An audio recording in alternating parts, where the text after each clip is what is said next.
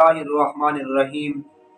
हजूर अक़दस सल्लल्लाहु अलैहि वसल्लम का इरशाद मुबारक है कि जब नमाज का वक़्त आता है तो एक फरिश्ता ऐलान करता है, ए आदम की औलाद उठो और जहन्नम की इस आग को जिससे तुमने गुनाहों की बदौलत अपने ऊपर जलाना शुरू कर दिया है बुझाओ।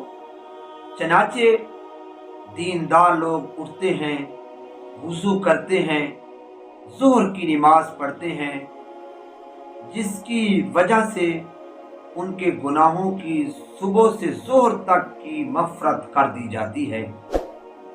इसी तरह फिर असर के वक़्त, फिर मगरिब के वक़्त, फिर इशा के वक़्त, ग़र्ज़ हर नमाज के वक़्त यही सूरत होती है।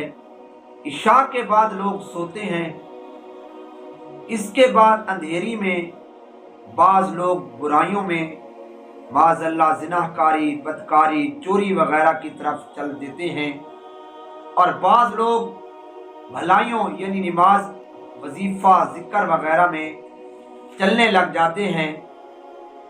हदीस की किताबों में बहुत कसरत से ये मज़मून आया है कि अल्लाह जल्ला शानु अपने लुत्फ़ से नमाज की बदौलत गुनाहों को माफ़ फरमा देते हैं।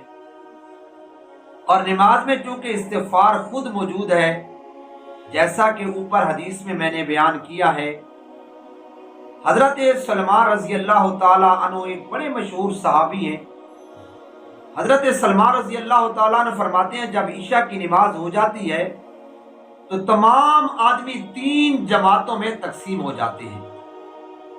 एक जमात वो होती है कि जिसके लिए ये रात नेमत बन जाती है और वो हजरात जो रात की फुर्सत को गनीमत समझते हुए सारी रात अल्लाह के जिक्र में मशगूल हो जाते हैं, कहीं तहज्जुद, कहीं इस्तिग़फ़ार और कहीं अल्लाह से दुआएं मांगते हैं, तो ये रात उनके लिए नेमत बन जाती है।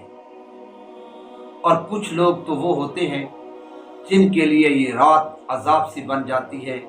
माज़अल्लाह वो लोग वो होते हैं जो बुराइयों में मशगूल हो जाते हैं।